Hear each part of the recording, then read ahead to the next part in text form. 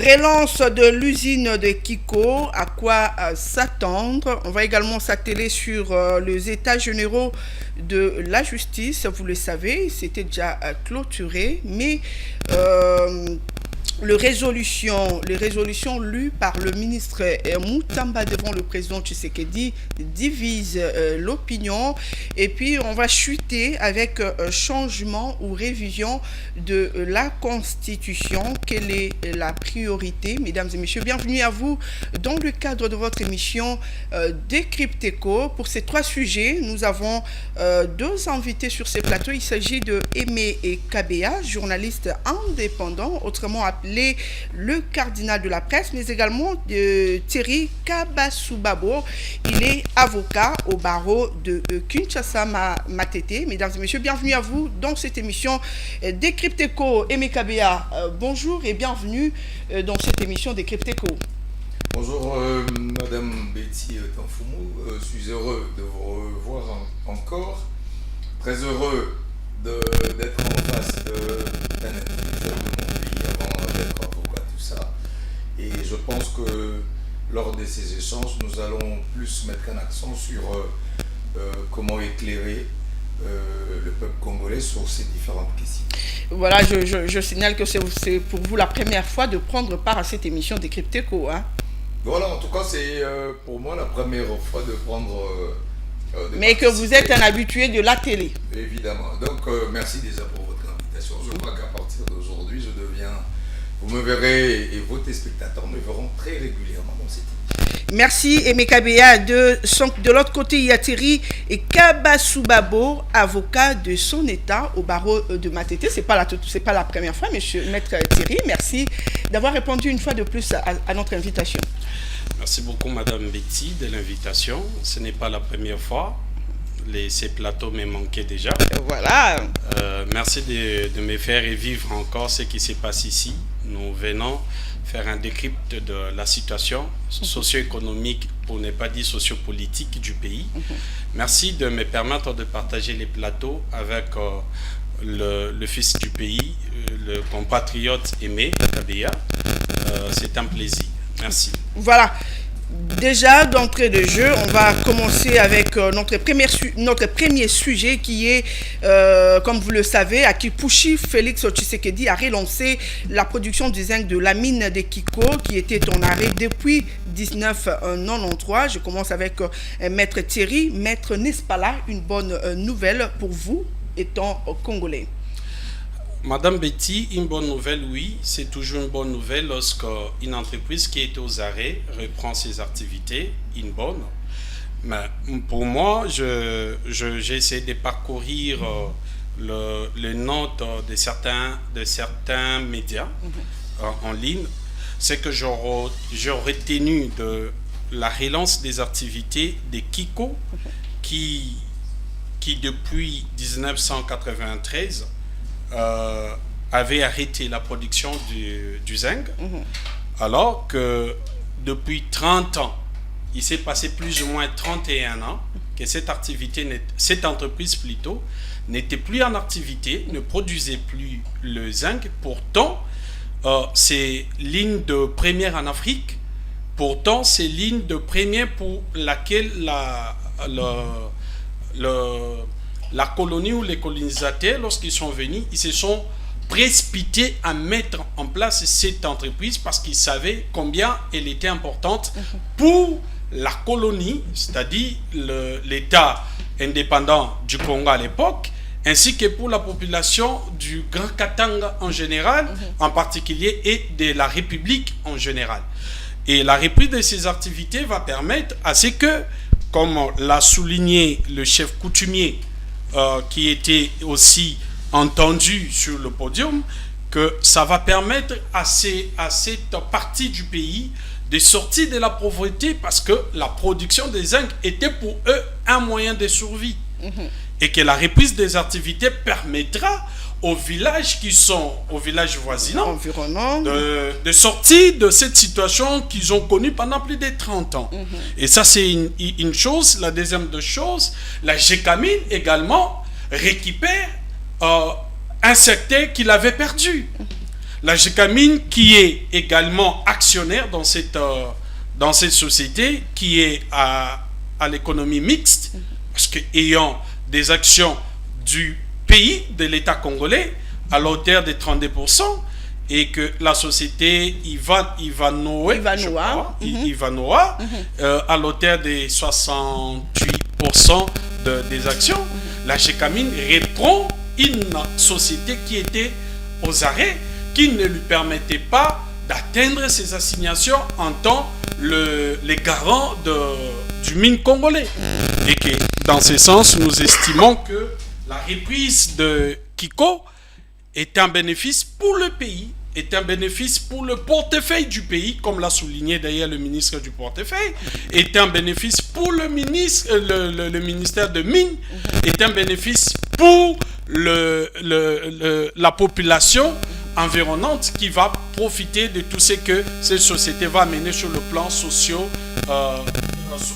parce que vous le savez, comme ça a été signalé, que la reprise de Kiko va permettre à ce que cette entreprise garantit ce qu'il a déjà commencé sur le plan éducation. Kiko octroie des bourses aux élèves à l'auteur de $100,000. Kiko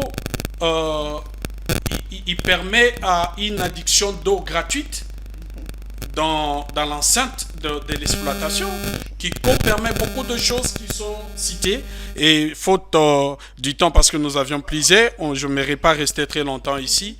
Donc pour nous, c'est un bénéfice au profit, pourvu que l'État gagne. Et si l'État gagne, c'est le peuple congolais qui gagne. Voilà, si l'État gagne, c'est le peuple congolais qui gagne également. Aimé Kabea, est-ce que la joie de Maître Thierry vous est également partagée? Petit enfant, merci pour la question. De mon point de vue, je pense que on ne peut que se réjouir d'entre deux jeux qu'une société, une grande société comme celle comme Kiko puisse reprendre du service. Et pour nous, c'est un motif de joie.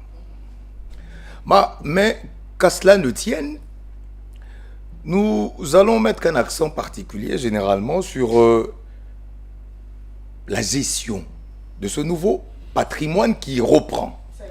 C'est à ce niveau que ça a toujours posé problème chez nous. Il y a la GECAMINE aujourd'hui, bien gérée. Cette même GECAMINE peut aider le gouvernement à faire des prouesses. Monsieur Gilles Alingueti, que je vais citer, le Caïman, le champion sans incontesté de la lutte contre la corruption, de tous les jours est en train de le crier sur tous les toits. Il y a un système, un réseau mafieux, une mentalité de voleurs. Et je pense que le pasteur Dallo est revenu sur ça amplement. Et je crois qu'au niveau des États généraux, on est revenu sur ça, des prédateurs. Je vais utiliser le mot qu'aime bien utiliser M. Jules Alingueti, les prédateurs économiques et financiers. Ils ont vu Kiko. L'autre souci, c'est que ce patrimoine qui, 33 ans après, 30 ans, plus de 30 ans après, il n'y avait plus d'exploitation de zinc. Maintenant que ce patrimoine revient, maintenant que le peuple de ce coin de la République, qui attendent beaucoup de cette entreprise, sont en train leur espoir aujourd'hui a repris vie, il ne faudrait pas que les mêmes systèmes qui sont en train de dépouiller les différentes entreprises qui existent en République démocratique du Congo s'en prennent encore une fois à Kiko. Voilà pourquoi nous voulons faire un plaidoyer en demandant à ce que pour cette entreprise qui vient de naître, si on peut sécuriser suffisamment cette entreprise, et cela passe d'abord par une volonté politique.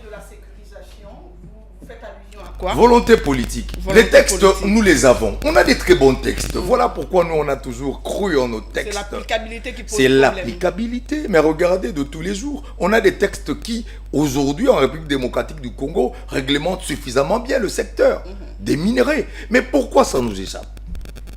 C'est parce qu'il n'y a pas une volonté à côté qui suit, ce qui fait que chacun, lorsqu'il est nommé, essaye de s'enrichir au détriment du bien-être collectif. On est en train de tuer les entreprises au lieu de les aider à aller de l'avant. Je vous pose la question de savoir, mon cher, Gécamine. La Gécamine, c'est énormément des moyens. Toute la production de la Gécamine aujourd'hui, dites-nous, est-ce que vous ressentez est-ce que le peuple congolais aujourd'hui peut se dire ressentir l'implication de répercussion même, les retombées justement voilà. de la remontée de la Gécamine? Non, ça reste chimérique parce que ça ne reste que dans les chiffres. Vous centrez, le peuple n'est pas s'intéresser à tout ce que les gens racontent à la télévision. Pourquoi? Il y a une distorsion.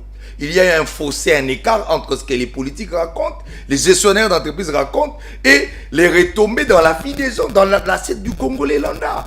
Voilà pourquoi on espère que les habitants de Kipushi, ils vont véritablement bénéficier de la reprise de Kiko. Ça ne sera pas un effet sommaire, quelque chose de vite fait, comme ça se fait généralement, pour embellir, pour donner une belle impression, mais on espère que ça va s'inscrire dans le temps, que les gens de Kipushi vont véritablement bénéficier de cette société et que la République, avec des mécanismes qui existent, mais avec beaucoup de bonne volonté, de volonté politique, du sérieux politique, je pense que Kiko peut amener de l'argent et aider le budget, voilà. Aider le gouvernement de la République avec la première ministre pilotée par la première ministre Judith Suminwa, qui aussi, elle, tarde à nous donner quand même, à satisfaire les Congolais qui attendaient beaucoup d'elle. Ce qui est vrai, elle travaille. On espère en elle que ça va aller. Aimé Kabea, par là, vous voulez dire quoi? Vous pensez que l'IGF doit commencer dès le début de cette renaissance de cette entreprise pour que demain, nous ne tombions pas à ce que nous vivons aujourd'hui dans plusieurs entreprises? Bien évidemment, M. Zila Lingeti, le caïman, il a dit, le champion incontesté de la lutte contre la prédation financière. Vous savez qu'il est mal aimé même au niveau des partis politiques. Ça c'est connu en tout cas. Là d'ailleurs, nous l'avons dit au cours de cette émission que c'est un patrimoine ces messieurs et qu'il fallait une protection. Madame, vous parlez de patrimoine, messieurs. Moi loin de moi l'idée de faire le dialogue. Je ne connais même pas monsieur. On ne fait pas moi, du dialogue. Moi je suis un homme du peuple. En tout cas, on ne fait pas du dialogue aussi. Je vous dis, nous sommes que dans les faits et dans la réalité des choses. Le sérieux, c'est ce qui manque dans la gestion de notre pays. Le sérieux. Je vous dis aujourd'hui, on a vu les états généraux et je me souviens d'une phrase de Zila Lingeti qui dira: nous devons avoir un contrôle. Connaissant nos hommes politiques et nos gestionnaires, nous devons avoir un contrôle a posteriori. A priori, a posteriori. Et voilà pourquoi la patrouille financière, allais-je dire, est un outil de premier plan, de première portée pour aider nos entreprises à se relever. Parce que si n'eût été la patrouille financière, je vous dis, l'enrichissement illicite et abusif allait continuer en République démocratique du Congo. Heureusement qu'il y a eu cette patrouille financière qui a stoppé l'hémorragie, la gangrène, qui a stoppé le virus de tous ces bandits et prédateurs financiers. Voilà. Aimé Kabea, avant de redonner la parole à Maître Thierry, dites-nous comment doit s'y prendre justement le gouvernement pour que les retombées même profitent aussi de la population, comme venait de le dire Maître Thierry Kabassoubabou. Mais je pense que je ne veux pas m'attarder sur ça. Non, c'est facile. Le sérieux, la discipline, la rigueur. En Chine, vous savez, le ministre, un ancien ministre de la Chine, qui s'était permis de dérober $1000 seulement. Il a été condamné à 7 ans, $1000. Ça démontre le sérieux. Voilà pourquoi des pays comme la Chine évoluent. Le sérieux, la rigueur. Ce n'est pas la rigueur de Matata Pogno. Lui qui venait nous chanter son histoire de rigueur, alors que lui-même il est entremêlé dans des histoires, il traîne des casseroles. Je ne parle pas de cette rigueur-là. J'ai pris un bel exemple qui a montré son efficacité, celle de la Chine. Prenez la Corée, c'est pas une démocratie. La Corée du Sud. Regardez un pays qui monte en puissance. Le sérieux. Donc vous C'est proposez également le c'est sérieux nous, il y a une difficulté, les gens ne sont pas au sein sérieux. de l'homme politique congolais. Les hommes politiques congolais, on doit retravailler sur nous-mêmes et je pense que ça doit venir du chef de l'État comme il a fait avec Zula Lingeti, comme il a fait avec le DG de la respect Miguel Kassem qui fait un bon travail. Voilà. Le chef de l'État peut impulser justement à tous les niveaux en tant que garant du bon fonctionnement et cette rigueur, ces sérieux-là. Voilà pourquoi on dit aujourd'hui que le chef de l'État n'a pas droit à l'erreur. Il doit tout mettre en place pour que, à la fin de ce mandat, que son bilan soit un bilan qui le permette justement de se promener la tête haute et de dire finalement, mission accomplie, je fais un travail sérieux et un travail qui mérite d'être applaudi. Sinon, ça sera malheureux et regrettable. Voilà, Maître Thierry Kabasubabo, comment s'y prendre, je vous repose d'ailleurs la même question, comment doit s'y prendre le gouvernement congolais pour que les répercussions ou les retombées même de cette entreprise profitent bien évidemment à cette population? Madame Betty, je vais me joindre à ce que mon co-débatteur a déjà relevé.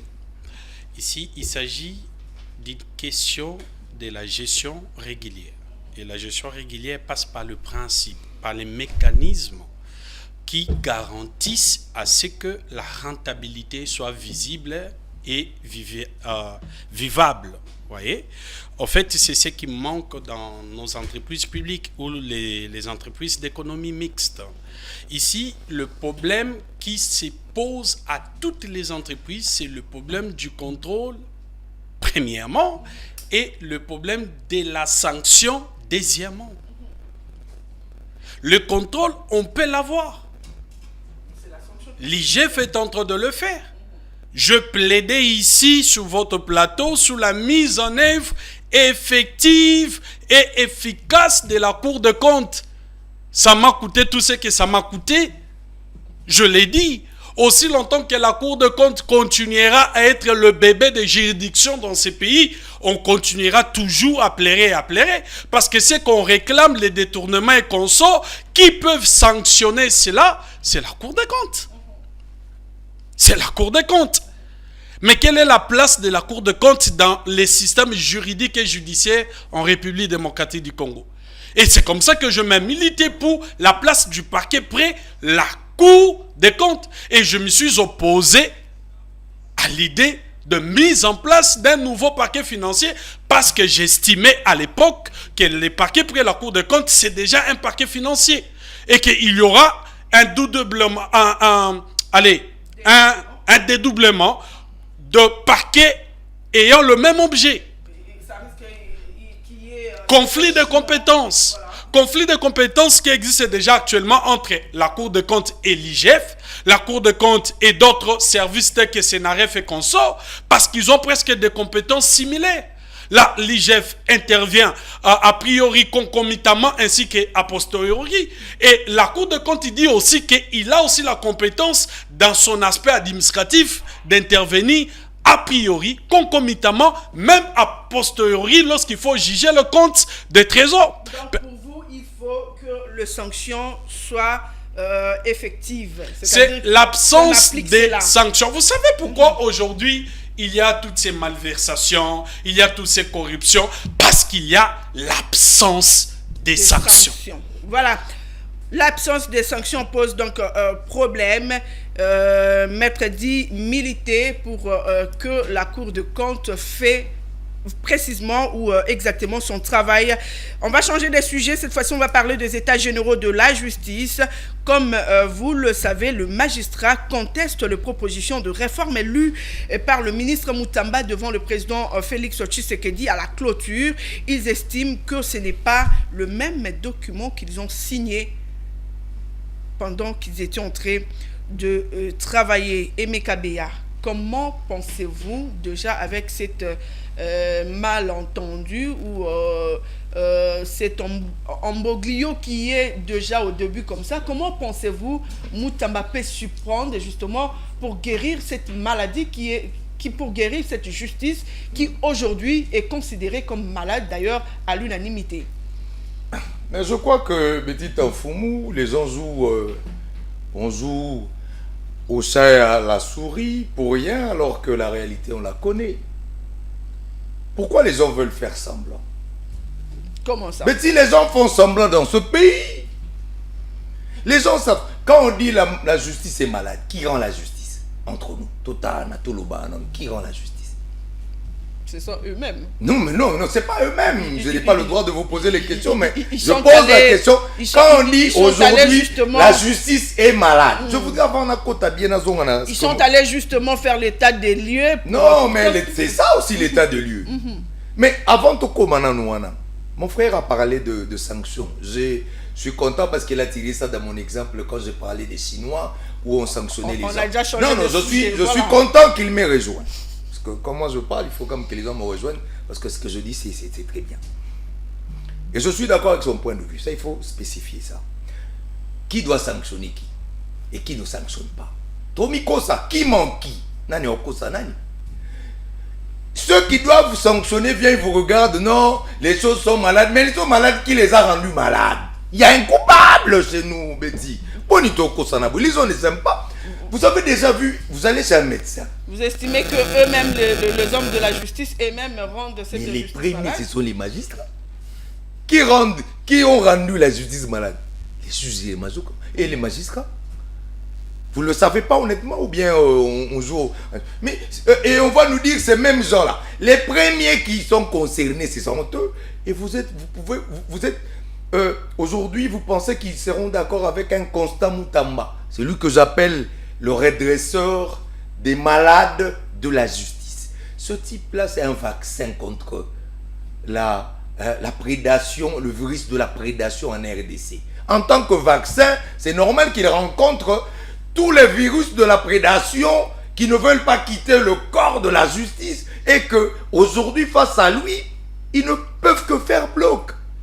Quand on nous dit aujourd'hui, la justice aujourd'hui ne sert pas la population, mais attendez, vous n'avez pas me dit que c'est l'avocat, que mon co-débatteur, qui a rendu cette justice comme ça. Je trouve que c'est normal. Depuis que Constant Moutamba est là, depuis qu'il a commencé son travail, il est venu lutter contre un système.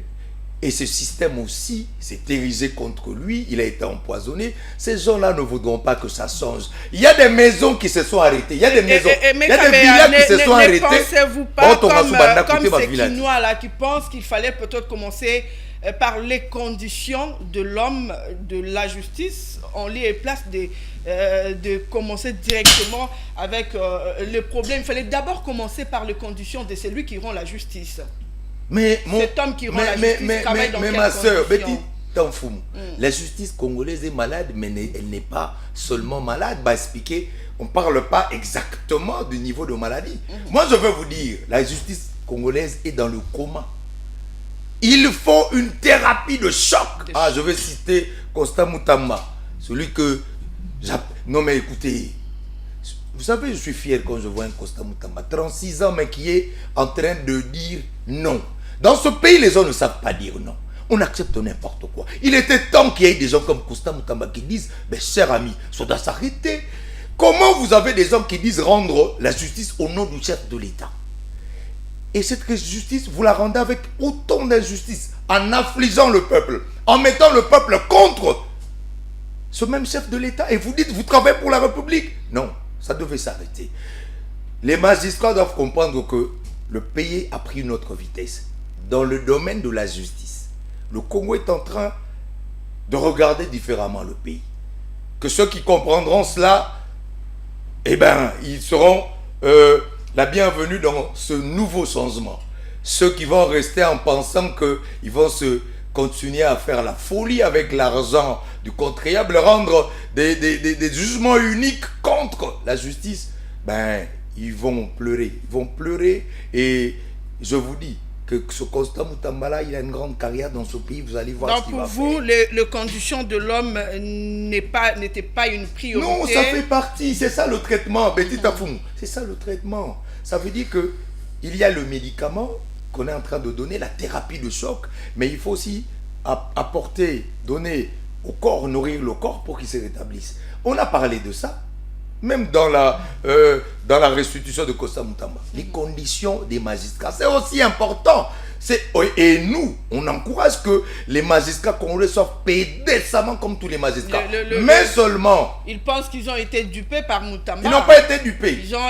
Nous sommes d'avis que... Et le document qui a été lu n'était pas... Nous sommes d'avis qu'il faut payer. Il faut payer conséquemment nos magistrats. Ça, c'est pas une blague. Au nom de la justice, il faut les payer décemment. Qu'un magistrat soit fier d'être magistrat et juste dans ce pays. Mais... de l'autre côté, il y a une vraie maladie culturelle, comportementale. Dans les chefs de Congolais, Constant Moutamba, qu'il ne baisse pas d'intensité, nous lui donnons la force, qu'il continue comme ça, la corruption avec Zula Lingeti. Constant Moutamba. Au niveau de Miguel Katem Kassal, Kounana Pointe, ils sont en train de subir. Ils pleurent ces gens-là. Ils sont en train de prier, de faire des incantations. Ils ont aussi Massoussouté. Thierry Kabassoubabo. Le seul secteur qui marche au Congo. Déjà, ils ne se mettent pas d'accord alors qu'ils sont à la fin de... ils ont fini pratiquement le travaux. D'après vous, comment pensez-vous que Moutamba doit s'y prendre pour guérir cette justice qui est malade? Madame Betty, je vais commencer là où mon co-débatteur s'est arrêté. Je vais ici rappeler que la question de la justice ne concerne pas uniquement les magistrats. Il ne faudrait pas, dans le cadre de cette émission, que nous puissions donner l'impression que nous serions en train de faire un procès contre le magistrat. Le magistrat. C'est là, que il faut voir les juges, bien que les huissiers sont quand même favorables à ce qui a été lu. Allez-y. C'est ce que je voulais souligner avant d'entrer dans le sujet. Vous savez, c'est un sujet qui me concerne personnellement, là en tant que professionnel, pas en tant que scientifique, mais en tant que professionnel, parce que je fais part ou je fais corps à la question de la justice. J'allais dire Madame le Président. Madame Betty, vous allez... déjà dans un procès, là. Vous allez vous rendre compte d'une chose. Il est vrai que ce que nous propose le corps de magistrats n'est pas à la hauteur de ce que nous attendons, parce que nous savons que la justice élève une nation. La justice fait prospérer une nation. Et lorsqu'on parle de la justice, cela ne veut pas dire c'est lui qui rend justice. C'est lui qui prend les décisions de justice. C'est l'ensemble des personnes qui contribuent en ce que la justice ou la décision judiciaire soit prise. Voilà. Et la première personne qui contribue ou la première personne qui est visée lorsqu'on parle de la justice, c'est le président public. Parce qu'il est le magistrat suprême. Et quand on parle du président public, on ne le prend pas entité personnelle. On ne le prend pas la personne, mais on prend l'institution qui doit incarner en tant qu'institution la justice dans la manière de conduire le pays. Pourquoi aujourd'hui on peut parler de l'injustice au niveau d'un secteur qu'on appelle l'administration de la justice? Pourtant, dans d'autres secteurs ou dans d'autres institutions, on trouve l'injustice impunie. Ah, là également vous soulevez une autre question. Mais c'est ce qui est fondamental. C'est quoi le problème? Lorsque le politicien se comporte comme il se comporte, lorsqu'il n'y a pas la sanction au niveau des politiciens, on peut s'attendre... Qui doit sanctionner, Maître Thierry? Vous savez, c'est la vision politique qui détermine la suite de choses. Lorsque Mosé Laurent Kabila est arrivé dans ce pays, on n'avait pas encore parlé des états généraux de la justice. Non. Mais on a vu les choses commencer à prendre forme de soi-même. Parce qu'il y avait une vision politique claire, incarnée, et tout le monde commençait à se mettre à l'abri. Par là, vous voulez dire quoi, Maître? Je veux dire ici, il y a un ensemble de mécanismes qui doivent composer ensemble pour aboutir à avoir une justice qu'on veut. Cela part dans tous les systèmes du pays. Les politiciens doivent nous dire, parce que les magistrats se comportent comme ça parce qu'ils voient, lorsqu'un ministre prend des millions, vous l'amenez devant les magistrats, c'est encore le téléphone qui sonne pour vous dire, celui-là, mettez-le de côté, prenez celui-ci.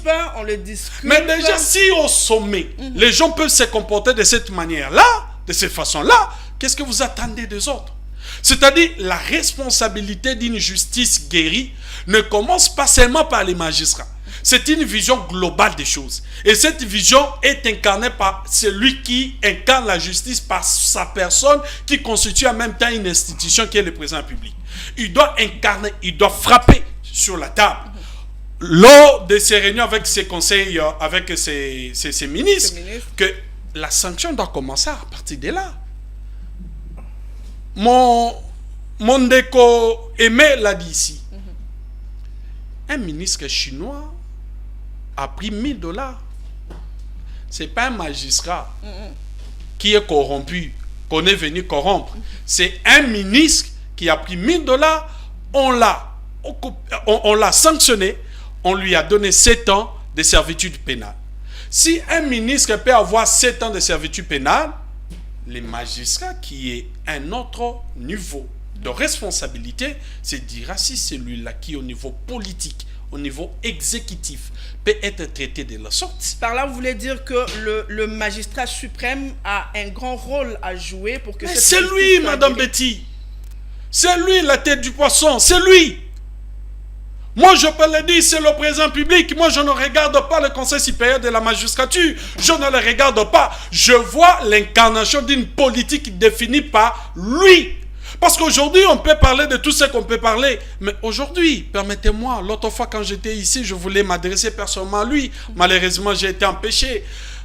Je voulais lui adresser un mot. Il faut qu'il prenne sa responsabilité.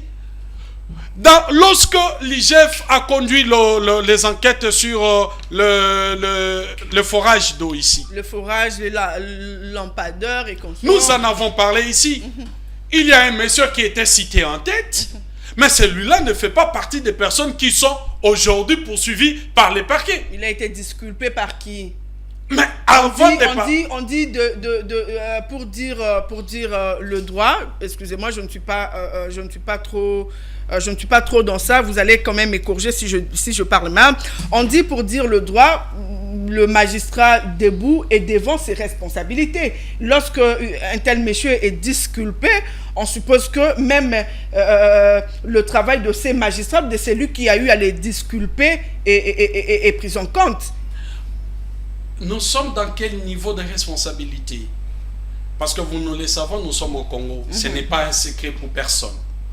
Nous savons que dans ces pays, il y a des personnes qu'on ne les touche pas. Même s'il a commis une bêtise, on ne les touche pas, nous les savons. On l'a vu On peut l'inviter. On l'a vu avec le président Kalouba, il a payé le poste parce que il disait le texte, il s'est confié au texte que Matata ne pouvait pas être poursuivi. Voilà. Il s'est confié au texte. Voilà. Kalouba l'a dit. Et il a payé le prix. Tout simplement parce qu'il voulait rendre la justice. La justice, c'est celle-là. Nous allons arriver au niveau de le troisième sujet sur la modification. Voilà. C'est un point important. Aujourd'hui, on donne raison à Kalouba. On lui donne raison, c'est brillant avocat, devenir juge à la Cour constitutionnelle. Il a rappelé que l'irresponsabilité des anciens chefs du gouvernement ainsi que d'État après l'exercice de leur mandat. Mais ça fait débat. On l'a traité de tous les mots. Nous sommes rattrapés par l'histoire. Madame, ici, pour chiter, je suis allé très haut pour descendre très bas. Allez-y. Très haut, c'est la responsabilité du président public qui doit donner la ligne conductrice. Très bas, c'est à notre niveau. Voilà. Nous, les acteurs de la justice. C'est à ce moment-là que je peux pointer du doigt tout ce qui concourt à ce que le droit soit dit. Ici, je ne vise pas seulement les magistrats. Nous savons qu'il y a beaucoup d'abus. Moi-même, ici, en tant que praticien, je subis des abus. Mais je ne veux pas ici mettre les magistrats seuls devant la barre pour dire qu'il est le seul responsable, parce que même nous, les avocats, nous concourons à ce que cette justice soit aujourd'hui vilipendée par notre manière de nous comporter. Et la responsabilité est partagée. Mais je fais un plaidoyer ici. Je vis les états généraux de la justice. Je vis le 539 recommandations, je pense. C'est 500 quelques 500 et quelques. Oui. Recommandations, si au moins que je m'habille. En cours derrière les temps, allez-y. Où est la place de l'avocat dans tout ça? Madame Betty. Madame le président me revient. On vous comprend en tout cas. Madame Betty, vous savez qu'en France, par exemple, les barreaux sont subventionnés par l'État congolais. Les barreaux. Nous savons que le corps des avocats, c'est un travail libéral. Nous ne sommes pas payés par nos clients, et plutôt par l'État congolais. Nous ne sommes pas payés également par le ministère de la Justice, comme le magistrat et consort. Mais dans cette liberté professorale, l'État accompagne le corps professionnel de façon à rendre le meilleur service possible à l'État. Et ici au pays, les corps ou les barreaux nationaux ou les barreaux de la République ne bénéficient pas des subventions de l'État. Alors qu'en France, l'État congolais met à la disposition des barreaux des subventions pour permettre aux avocats de ne pas entrer dans de petits jets pour détruire les systèmes qu'on veut protéger. Par là, vous lancez quel message que l'État congolais... Je ne peux que plaider pour mon domaine. Voilà. J'invite ici le gouvernement, à travers le ministère de la Justice, de coopérer avec l'Ordre national des avocats pour voir dans quelle mesure on peut subventionner les barreaux. Comment on peut accompagner les avocats, surtout les jeunes avocats qui viennent après nous, comment ils peuvent entrer dans ces métiers nobles et ne pas se méconnuire pour ne pas demain que vous puissiez dire, voilà, ce sont des avocats qui amènent la corruption devant les magistrats. Vous êtes aussi pour beaucoup, voilà. Maître Thierry. Madame, c'est vous qui allez d'ailleurs proposer aux magistrats. Donnez-moi quelques secondes. Vous avez quelques secondes, on doit changer de sujet. Madame, pas en France, pas en Europe, ici en Afrique. Allez ici au Gabon. Au Gabon, madame, lorsque vous devenez avocat, le barreau a signé de contrats avec des sociétés de véhicules, des automobiles pour donner un crédit de véhicules à des avocats. Parce qu'on considère qu'un avocat ne peut pas marcher à pied. Vous voulez également qu'on vous donne des crédits véhicules ici? Ce sont des partenariats qui sont soutenus ou aidés par l'État congolais. Voilà. De façon à permettre qu'un avocat qui vient dans le corps, il doit être dans les conditions pour ne pas marchander son service. Voilà, il doit être dans des conditions récuses pour ne pas marchander ou proposer des mauvaises choses également aux magistrats. Nous savons également que les avocats sont pour beaucoup dans la maladie de notre justice. On va changer de sujet. Cette fois-ci, on va parler de la révision ou changement de la Constitution qui divise en tout cas l'opinion. Nous voyons même au sein de la population, cette question divise la population. D'ailleurs, au niveau de la classe politique, n'en parlons même pas. Dans cette émission Décrypte-Co, on en parle également. Aimé Kabeya, changement ou révision de la Constitution. Pour vous, quelle est la priorité? Merci, Madame Betty Tanfoumou, de me redonner la parole.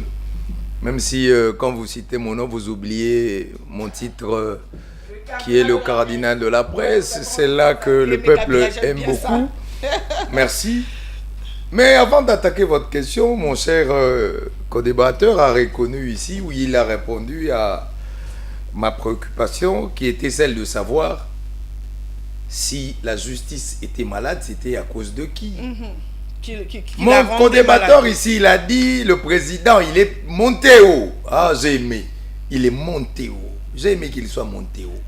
Il est allé toucher là où il fallait toucher. Bon, moi, je réfléchissais, mais lui, il est allé la toucher. Il a parlé de président Tshisekedi qui devait taper. Par là, on a compris qu'en tout cas... Non, le président... non, il a dit le président ne tape pas. Chacun sur la table. Il a recommandé... des responsabilités. C'est ce que je dis. Voilà. Laissez-moi, s'il vous plaît. Il dit, le chef de l'État doit taper du poing sur la table parce qu'il ne le tape pas. un point de vue. Et je respecte, je salue mon co-débatteur pour avoir épinglé, c'est lui, d'après mon co-débatteur, qui est la cause de la maladie, de la justice, parce qu'il n'y a pas une vraie politique. Non, il a dit il n'y a pas une vraie politique qui, justement, de rigueur, qui amène à ce que chacun dissuasif. Il n'y a pas une vraie politique dissuasive de justice pour faire peur aux prédateurs. Ça, c'est lui. Je lui en remercie pour cette analyse et j'adhère. Je voudrais répondre au moins à ma question. Je n'ai fait que... Je voudrais saluer sa franchise au moins. Allez-y, Aimé Kabea, le cardinal de la presse, c'est comme ça que vous voulez qu'on vous appelle. Non, je ne veux pas, c'est ce que je suis. Voilà. Ce que je voudrais dire ici, c'est ceci. Parlons de cette épineuse question de constitution. Révision ou changement, je pense qu'il y a déjà des voix qui se sont élevées pour carrément aller vers le changement. Si je ne me trompe à l'UDPS, on parle déjà du changement parce que selon eux, il faudrait totalement changer la constitution, bien que en changeant la constitution, il y a des retombées. Quand vous la changez comme ça, c'est un tabula rasa. Vous rasez tout. On doit revoir... non, ça dit vous revenez vers une nouvelle république. Et ça veut dire que tous ceux qui avaient des limitations de mandat, il n'y en a plus. Tout le monde peut repartir à zéro et on voit le risque. Voilà pourquoi il y a certaines personnes qui parlent il n'y a pas de risque, puisque le président de la République l'a dit, il n'est pas pour le 3e mandat. Là, il faut déjà qu'on les souligne. Je pense que là, je ne donne que les faits. Je voudrais maintenant donner mon point de vue. Allez-y. En tant qu'analyste politique. Ici, je vous dis, une fois, j'ai rencontré un homme politique qui m'a dit quelque chose que j'ai retenu. Je vais citer ici le docteur Aubin Minakunzala Njoko. Il dit, au-delà de tout, en tant qu'intellectuel, nous devons rechercher pour l'amour du pays et si nous voulons que le Congo aille de l'avant, le juste milieuisme. Le juste milieu. Parce que milieu. Eux également, ils étaient au juste milieu. Vous ne lui avez pas posé cette question. Ça, c'est l'expérience. Ça, c'est maintenant l'expérience et l'expertise qui parlent. Vous savez, quand on a géré un moment, on arrive après avoir géré et qu'on n'a pas été au juste milieu, aujourd'hui, on veut que... C'est ça l'expérience. Betty, l'expérience vient toujours après certaines situations. Et je pense que son excellence, le docteur Aubin Minakou, qui est un professeur d'université aujourd'hui, qui a géré l'Assemblée nationale, fort de toute cette expérience, mûri de toute cette expérience, des erreurs du passé aussi, il faut le dire. Ça peut changer le futur. Il est arrivé à conseiller le juste milieuisme. Dans tout ce que nous pouvons prendre comme décision aujourd'hui, nous devons regarder de part et d'autre l'avenir du peuple, les intérêts du peuple là-dedans, même si politiquement il est correct qu'un parti veuille conserver le pouvoir, parce que c'est normal. Maintenant, le bien fondé, Madame Betty Tanfoumou, le bien fondé, nous sommes faisons un diagnostic, nous sommes dans quel type de pays? Nous sommes en République démocratique du Congo où la population vit avec moins de 2 dollars. Nous sommes dans un pays où 90% des jeunes sont dans le chômage. Nous sommes dans un pays où les gens ont encore du mal à se faire soigner correctement. Malaria, il n'y a pas, vous aurez des coups de fil. On a la malaria. Mais malaria, ça coûte combien? Nous sommes encore à ce niveau-là. Nous sommes à un niveau où le fait de faire une année, c'est un 4 têtes, surtout ce volant cravate, roi, bisso, buena, Betty, t'es bien habillé. Mais c'est un casse-tête, les coups de téléphone, nous aurons partout. Et on a vu l'année passée, les gens ont attendu, même manger, c'était un problème. Nous sommes à ce niveau-là. Alors la question qui se pose, est-ce correct? Est-ce correct? C'est une question. Que pendant que notre pays, nous sommes en guerre à l'est de la République, où les gens meurent, il n'y a pas de solution, et que chaque Congolais là où il est, il se dit, bon Dieu, et aussi là, mon colonie, va Congolais, va Koufara Bongo. Chômage élevé, conditions de vie chaotiques, le pouvoir d'achat chaotique. Nous sommes à ce niveau-là. Où les gens meurent, ou d'autres pays... Non, il y a des troupes étrangères. Non, il y a des troupes étrangères qui de temps en temps font des incursions. Hein. Voilà. Les Centrafricains, ceux qui les gars qui n'ont pas d'habito. Alors, ça ne serait pas une manière également pour protéger nos terres là qui sont convoitées. Justement, voilà. Petit enfant, est-ce que c'est une priorité? Pour un peuple qu'on vient de décrire,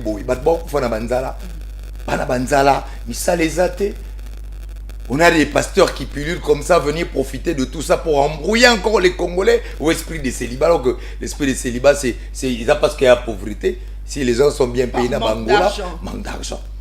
Est-ce que la priorité s'arrête ça aujourd'hui pour les Congolais? Tout le temps, là, entre Bissou et Nabino, c'est changer de constitution. Pour le maman qui aime les Mankoulou, est-ce que sa priorité c'est changer la constitution? Est-ce qu'on a compris où se trouvent les priorités de nos populations, ou bien on est resté dans notre sphère politique, dans nos calculs politiques uniquement? Est-ce qu'on aime ce peuple? Est-ce que toi, bien la République? Donc pour vous, non, moi ça ne reflète pas. Pour vous, le cardinal, on ne doit pas toucher à cette constitution, on doit le laisser ainsi. Soit en train d'évoluer. Toi, il y a ce qu'on a changé, toasté. Moi, je dis ceci. Je parlais de opportunité. Je ne la trouve pas, cette opportunité-là. Parce qu'il y a des problèmes plus urgents. Il y a peuple et Ali qu'on les a changé maintenant une constitution. Deuxièmement, entre changer et réviser. Nullement il est interdit de changer la constitution. La constitution elle-même. Non, de réviser, pardon. J'allais commettre une abomination. Il n'est pas interdit de réviser la constitution. Il faut la réviser pour il y a des absurdités. Le roi Marambo bien matin taponne. Pour l'adapter par exemple il faut la réviser parce qu'il y a des lois qui sont contre nature. Donc il y a des lois les locaux là, celles qui protègent Matata Pogno. On ne peut pas poursuivre Matata Pogno parce qu'il est protégé dans la constitution. On a donné des avantages énormes aux anciens ministres alors que c'est de trop. Il y a beaucoup de lois qu'il faut réviser. Je suis tout à fait d'accord qu'il faut réviser cette constitution parce qu'il y a beaucoup d'absurdités.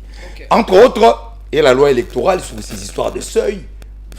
Moi j'ai 6000 voix. Parce que je n'ai pas un seuil, toi qui as 800 voix, tu seras élu. C'est une absurdité. Loi électorale, mais dans la constitution. Il faut qu'on revienne au deuxième tour. Très bien, révisons la constitution. Mais, cher ami, où le mais s'impose. Si on ne le dit pas, ma fille dans 25 ans va me dire, papa, tu as cautionné le mal. C'est qu'il faut dire, Betty, révisons, c'est normal. Il faut l'améliorer. Cette loi, donc, depuis 2005, avait des failles. Donc pour vous, il faut qu'on révise et non changer. Pour moi, il faut qu'on révise. Il y a des choses à réviser. Il y a des articles qu'il faut retoucher. Réviser, voilà. Qu'il faut revoir. Changer. Ok. Qu'est-ce qu'on ne peut pas réviser aujourd'hui? Qu'est-ce qu'on ne peut pas réviser aujourd'hui qu'on va nous demander forcément de changer? Révisons. Amendons là où il y a des méfaits.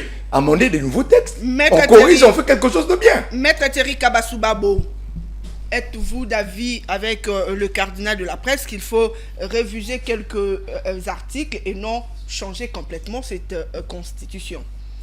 Madame Betty, merci de la question. C'est une question qui me met très à l'aise parce que c'est une question qui est assise ou puisée dans le domaine dans lequel nous évoluons. Je serai un peu très calme cette fois-ci pour essayer de dire quelque chose, bien que le temps qui nous reste est très petit, parce que la question qui est posée, elle est tellement globale et que s'il faut rencontrer cette question comme il nous faut plus de temps. Mais nous allons nous efforcer de dire quelque chose de manière résumée. Allez-y, maître. Madame Betty, ici, il faut dire que la Constitution elle-même, elle a posé le principe. La Constitution elle-même sait qu'il est possible que les dispositions constitutionnelles telles que conçues aujourd'hui peuvent ne pas rencontrer l'assentiment de la population ainsi que des institutions et que dans les temps, ça peut faire l'objet d'une révision. Voilà pourquoi la Constitution elle-même, elle a placé dans son corps de possibilités de révision.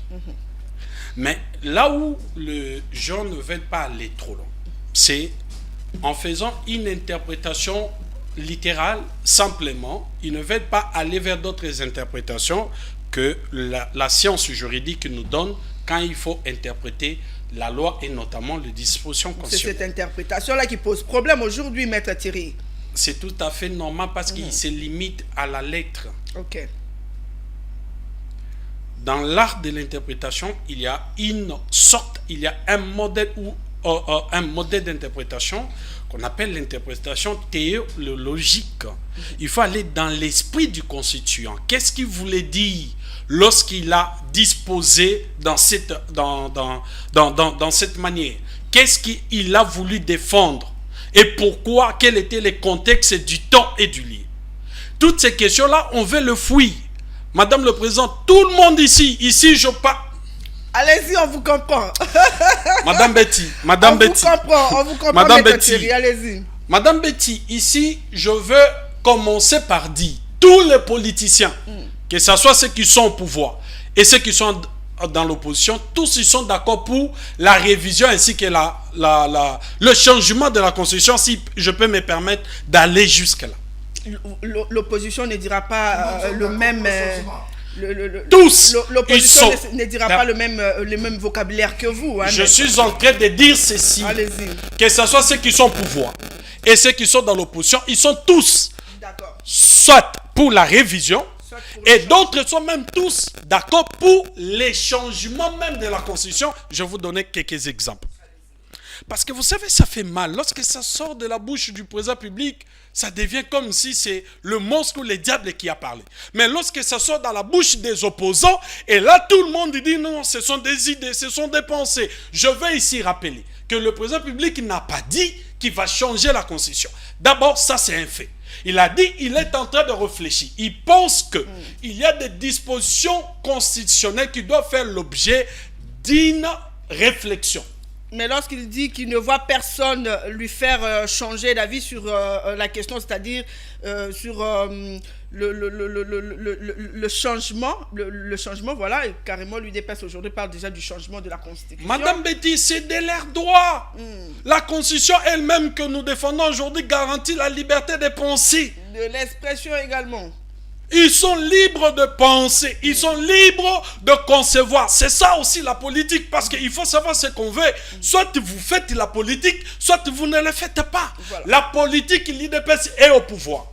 La politique, l'IDPS est resté longtemps dans l'opposition. Il a eu le pouvoir, ils sont en train de l'exercer. Ils vont développer des stratégies pour le maintenir longtemps possible. Quant à vous d'avoir des propositions contraires qui vont le mettre en difficulté. C'est ça le pouvoir. On ne peut pas refuser au président public ainsi qu'à son parti politique de réfléchir dans ce sens. Mais cela n'est pas le problème. Ici, je reviens sur le fait que le président public a droit de penser. Le parti, l'IDPS a droit de penser. Réviser ou changer, c'est un droit garanti. Mais est-ce qu'il y a l'opportunité de changer? Est-ce une priorité? Est-ce qu'il y a l'opportunité de changer? Permettez-moi, avant de parler de l'opportunité, je me permets de rappeler certaines oppositions de ceux qui sont dans l'opposition. Madame Betty, dans ces pays, nous avions suivi le nouvel élan avec Muzito. Muzito a fait le plaidoyer de changer cette constitution. Il a donné le motif. Il a rappelé le motif qui conduit ou qui préside à ce que cette constitution soit changée. Lorsque Muzito parle, là c'est normal, on peut accepter parce qu'il est de l'opposition. Muzito a déjà développé les raisons, les motifs qui conduisent au changement de la constitution. Quand Muzito parle, c'est normal. Madame Betty, parce qu'on sait qu'il n'a pas le moyen. C'est ça, c'est-à-dire en tant que politique, permettez, Madame Betty, Madame Betty permet. Voilà. Est-ce que le problème c'est d'avoir les moyens ou le problème c'est de poser les diagnostics qu'il faut? Muzito, en tant que politique, il a posé les diagnostics qu'il faut. Ce qui lui manque, c'est l'impérium, le pouvoir de changer, de mettre ses idées en action. C'est-à-dire aujourd'hui, si Muzito passe président public, il va conduire au changement de la constitution. À ce moment-là, vous allez lui dire, heureusement qu'il ne va pas passer, monsieur. On ne dit pas ça parce que l'UDPS également, on disait ça, mais aujourd'hui, ils sont au pouvoir. Muzito, c'est un Congolais. C'est un candidat. Il peut devenir président dans ces pays. Si aujourd'hui, il devient président, est-ce qu'il va faire ressusciter? Il va remettre ses pensées sur la table ou pas? Il va le faire. Quand il va le faire, à ce moment-là, on dira que non, il ne doit pas le faire parce qu'il est aujourd'hui au pouvoir. Non. Ce n'est qu'un cas de figure. Prenez d'autres opposants qui ont aussi parlé de changement d'Élysée Sanga. Quel était le projet de la campagne électorale de Délice Sanga. Délice Sanga a parlé du changement de la constitution. Il a parlé, il a même dit que lorsqu'il deviendra président public, l'une des choses qu'il va faire, il va amener au changement de la constitution. Permettez-moi, monsieur Betty, je veux venir sur l'opportunité. Permettez-moi. Nous courons derrière le temps. Oui, nous courons. Voilà pourquoi je vous ai dit, des tels sujets, il ne faut pas nous donner 10 minutes pour ça. Madame Betty, nous avions dit, Martin Fayulu à Kisangani, il a dit, il faut, dans les manifestes de Kisangani, il dira, il faut qu'il y ait des institutions. Il a dit le changement, il a utilisé un terme qui m'échappe, des institutions de la République. Lorsqu'il dit qu'il faut redéfinir ce qui doivent être les institutions qui conduisent les pays, il fait allusion quoi? À votre avis? À la révision ainsi qu'au changement. Mais Madame Betty, au fait, la question c'est laquelle? On veut fuir vos problèmes. Vous savez, la constitution que vous appelez constitution. D'après vous, c'est quoi le vrai problème? Le vrai problème est qu'il faut rejoindre l'esprit de la constitution. La constitution est conçue dans 3 approches. La première approche est sociale, la deuxième approche est politique. C'est là que beaucoup de gens sont en train de mettre de sa vie. Et la troisième approche, c'est juridique. En tant qu'approche sociale, la constitution est un pacte social où le peuple a défini ce qui doit être la conduite de leur pays.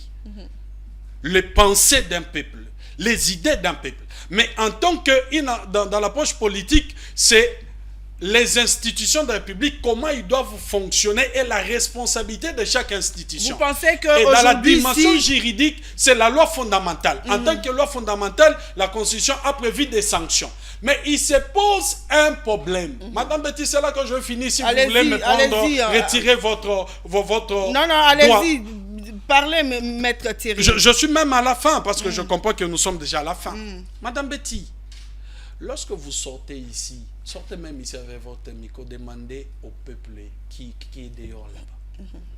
Pourquoi le pays ne fonctionne pas? Il va vous dire, le peuple va vous dire, il va vous dire, non, parce que le président public ne fait rien. Mais interrogez maintenant la Constitution. Dans la Constitution, qui est responsable de la gestion de l'action gouvernementale? C'est le Premier ministre. Maintenant, pourquoi dans notre imaginaire, c'est le président qui doit garantir au peuple les services qu'on veut? Est-ce que, maître, vous êtes Congolais, vous êtes Quinois? Est-ce qu'aujourd'hui c'est l'attente les garants de la nation?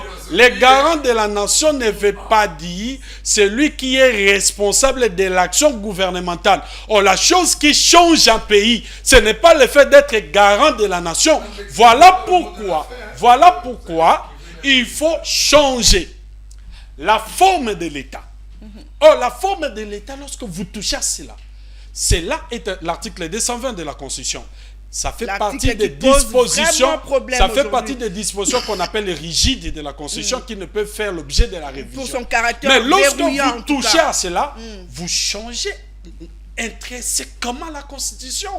Et on doit avoir le courage de dire la forme actuelle de la forme de l'État, la forme actuelle des institutions de bicéphalisme ou bicaméralisme, toutes ces notions-là ne correspondent pas à la réalité congolaise. Il faut qu'on définisse notre réalité en commençant par la forme de l'État. Nous avons une forme de l'État qu'on appelle l'État unitaire fortement décentralisé. C'est quelle forme de l'État? Vous êtes déjà dans vos mots de la fin, maître Thierry. Maître Thierry, pensez-vous aujourd'hui, si on changeait cette constitution, tous les maux qu'il y a aujourd'hui au Congo, va trouver solution ipso facto? Nous pensons que si nous intériorisons notre pensée du système politique, en Afrique, c'est le président public qui est le chef. C'est lui qui doit donner des solutions. Mais dans notre constitution, la responsabilité de donner les solutions revient au Premier ministre. Il faut qu'on revienne dans notre pensée sociétale, dans l'approche sociologique de la constitution, de mettre le président devant l'avant-plan. Et dans ce sens, il faudra changer la forme de l'État, la forme du régime politique, la forme de toutes les questions qui touchent Anticipant déjà dans le futur, comment voyez-vous le Congo après le changement de cette constitution? Pour moi, je militerais pour qu'on revienne dans le système présidentialisme, où il y a un président public qui conduit les restes. Et il est seul responsable devant. En tout cas, Quelques mots pour vous, Aimé Kabel, le cardinal de la presse. Quelques mots, en tout cas, nous sommes arrivés à la fin. Je veux dire un grand merci à vos co-débatteurs, à vous, à cette très belle scène, mais je veux vous dire un truc, une vérité.